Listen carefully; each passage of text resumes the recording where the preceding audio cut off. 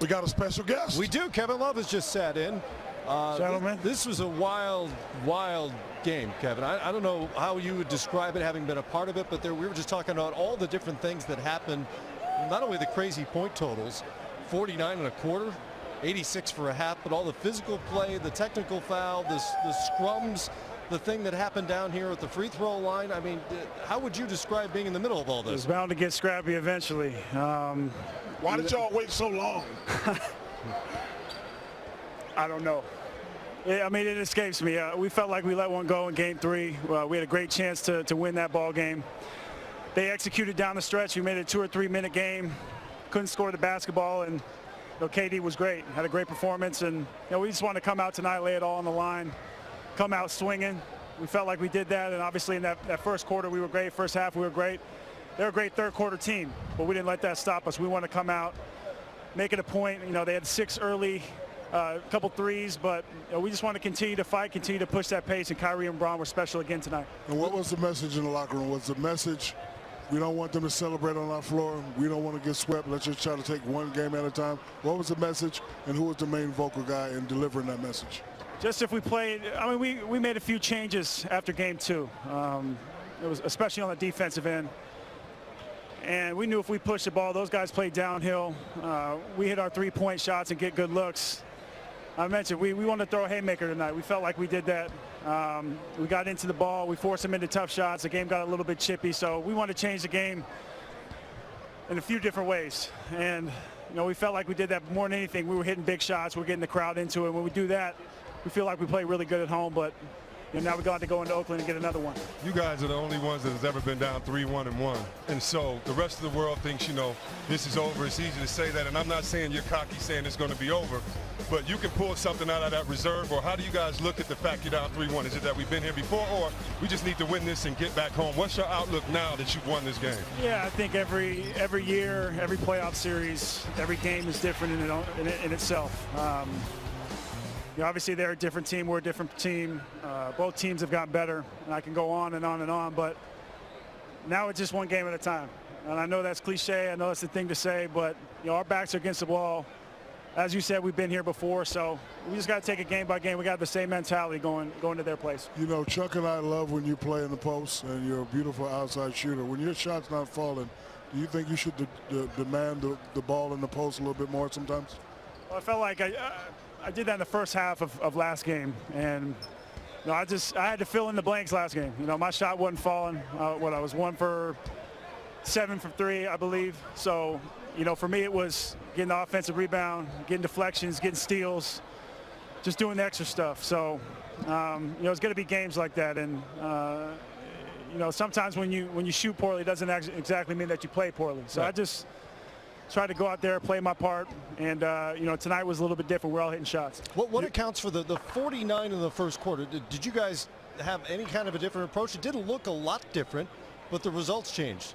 Yeah, I think it was. I couldn't tell you how many threes we hit, how many times we got to the line, and ones. Just playing really physical on both ends. I think that's what did it, creating turnovers, and whether it was half court or pushing the pace, we were pretty damn good. Your bench has really struggled. There's so much pressure on the big three, but your bench has really struggled this entire series. And I'm not going to ask you to call anybody out, but who do you guys really need to step up? It's not calling them out, but they just have not played well. Shannon Fry's not even playing at all, basically. Shumpert has not played well. Kyle Korver's hit a couple shots. I mean, your bench is really going to have to step up because that team plays at a much faster pace at Oracle. Yeah, I mean, I think a lot of the time that matchups, dictate the lineup. And, we kind of said it in the Boston series, Eastern Conference Finals. Obviously, it's a far different team. But, we feel like we just need that 1 or 2 guys to step up and score the ball or make a difference. And I thought, even though he's one of our starters, Tristan Thompson came through huge for us tonight. I believe he had 5 assists. I had 10 rebounds. So, I mean, that was a Tristan Thompson that we know, and he stepped up big for us. I don't know you guys. Shaq and Kenny say I brag about you. I got a man crush on you. What do you say about that when I'm just giving you the Kiss Cam. man crush Well, on first of all, what do you say about it? Kiss Cam. What do you say about the man crush? How do you outlet pass like that, Kevin? Oh, it's so beautiful. It's so beautiful. How do Only you do Wes that? Unseld did it that well. Yes, me and Shaq can't do that. Oh. But now that I'm close to him, he do have some pretty eyes. No, me and Shaq, we're watching these games. We've been obviously all season. We're like, Shaq looks at me, Chuck, can you make that outlet pass? I said, Shaq, I'll throw my shoulder out trying to make that outlet pass. Even in my prime, you know, how much time do you spend working on that? Not much. I used to play, as I mentioned, guys, a few weeks back. I couldn't quite get the ball to the hoop when I was super young. So I played 3-4 grades up with my brother. And, you know, my dad just told me to get my elbow in, shoot that ball up, but I couldn't do it. And, you know, I kind of shot it from the chest, had a lot of accuracy. Then it became just throwing it full court. I don't know. It just came to be that way. I can't tell you. Kevin, okay. Like right here, yes, That's ridiculous. Nobody does it. Can like you that. throw a baseball or a football, or it's just basketball? Well, yeah, I can throw a ball. My parents wouldn't let me play football. They said, you get your ass in that paint and you stay there. Played baseball with Clay, right? I was a baseball pitcher, yeah. Yeah. And then, of course, my dad said you got to make a decision. do that, Chuck. Baseball or basketball, and It's worked as a out. parent, yeah, It's worked that out nicely. I was going to play basketball. Hey, trust me, I saw your paycheck. You're doing good. What pace do you guys like to play with? Because everybody talked yesterday or today, this week, about pace, and we were all saying that you have to be smart with how you push the ball. You just can't run wild. What do you say about your team's pace and how you guys have to play? Well, I thought tonight we made a lot of smart decisions. We didn't turn the ball over, and I think when we play like that and we make the extra pass, the swing, and you know, those two guys are being special in taking the ball downhill and getting to the rim.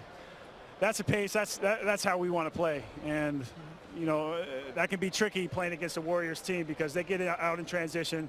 KD is so good going downhill, and you know it's almost like their layup drill or their fast break is you know running to the three-point line and you know getting shots, and their offensive rebound, they're tipping back. You got to stay to bodies because they're going to kick it out and hit another shot, another three, and you always see that. So they're a very tough team to play against in that respect. Kenny, this game, I was sitting, you know, behind the ESPN panel, and about 13 to 15 times these guys got open. I don't know your defensive scheme. Are you switching everything? You're supposed to call it, you know, screen over, but a lot of times they're getting open to getting easy shots.